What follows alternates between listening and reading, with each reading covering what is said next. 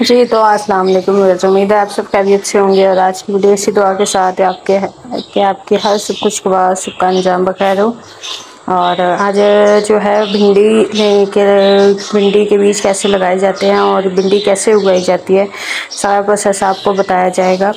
اور اگر آپ بھی اس طرح کی بھنڈی حاصل کرنا چاہتے ہیں تو میری ویڈیو اینڈ تک دیکھیے گا، اور میرے چینل کو لائک اور سبسکرائب کر لیجیے، اور کمنٹ میں ضرور بتائیے گا کہ میری ویڈیو آپ کو کیسی لگی ہے۔ تو چلے آئیں اسٹارٹ کرتے ہیں پھر۔ اور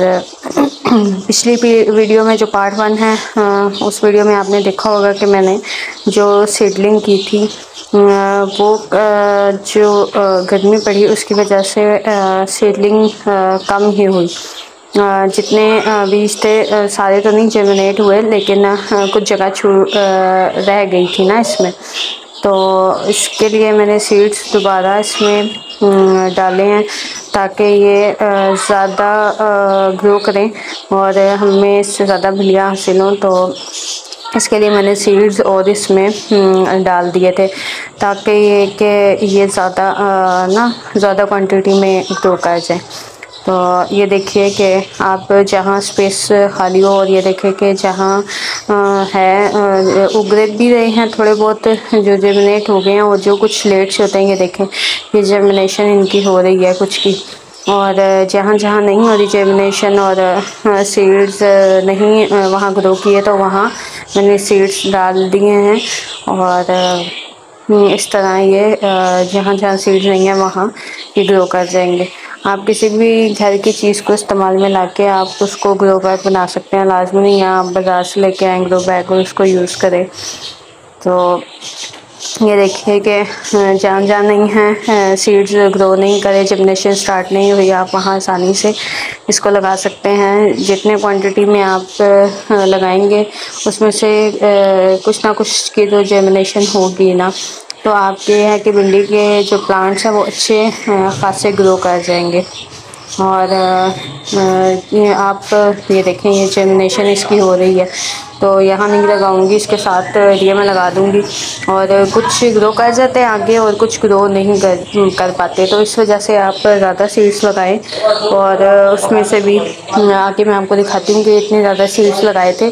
اور اس میں سے بھی کچھ گرو جرمنیشن جو صحیح چل سکے، جن کی گروتھ صحیح تھی وہ رہن دی، اور جن کی گروتھ نہیں تھی ان کو میں نے اس میں سے نکال دیا تھا۔ تو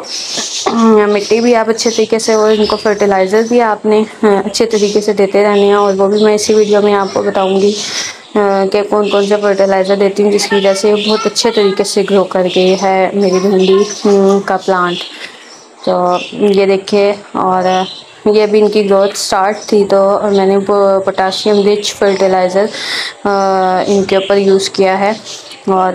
یہ میرے اسٹور سے بھی مل جائے گا، آپ کو لنک ڈسکرپشن میں موجود ہوگا، آپ وہاں سے آن لائن اسے لے سکتے ہیں۔ اور اس کے بعد یہ دیکھیں کہ اس کی کافی اچھی گروتھ ہو گئی ہے اس فرٹیلائزر سے، اور ہر 15 دن مہینے بعد آپ وہ فرٹیلائزر سے دے سکتے ہیں۔ اور یہ دیکھیے کہ یہ جو میرے پاس کمپوسٹ تھی وہ میں نے یوز کی، اور کافی اچھے طریقے سے یہ گرو کر گئے ہیں۔ اور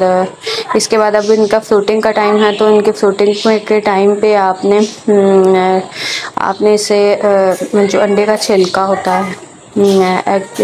شیلز، ایگ کورز جس سے کہتے ہیں، وہ بھی آپ کو میرے اسٹور پر مل جائیں گے۔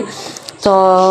یہ بھی آپ فروٹنگ کے ٹائم پر ڈال دیں تاکہ اس میں کیلشیم کی کمی نہ ہو پلانٹ میں، اور ہمارا فروٹ جو ہو وہ اچھے سے تیار ہو جائے، کیونکہ باقی نیوٹرینٹس بھی اسے مل رہے ہیں۔ ہم کھاد کی صورت میں کمپوسٹ اور لیکوڈ پوٹاشیم فرٹیلائزر کی صورت میں دیا ہے، اور یہ بھی دینا لازمی ہے تاکہ ہماری فروٹنگ جو ہے وہ اچھی آئے۔ اور فروٹنگ سے پہلے ہی آپ کو یہ ساری چیزیں استعمال کرنی ہوتی ہیں تاکہ آپ کی فروٹنگ جو ہے وہ اچھے طریقے سے گروتھ کرے، اور اچھی زیادہ تعداد میں آپ کو فروٹنگ حاصل ہو۔ یہ پارٹ 2 تھا، اور پارٹ 3 میں آپ کو بھنڈیاں لگی ہوئی دکھاؤں گی انشاءاللہ۔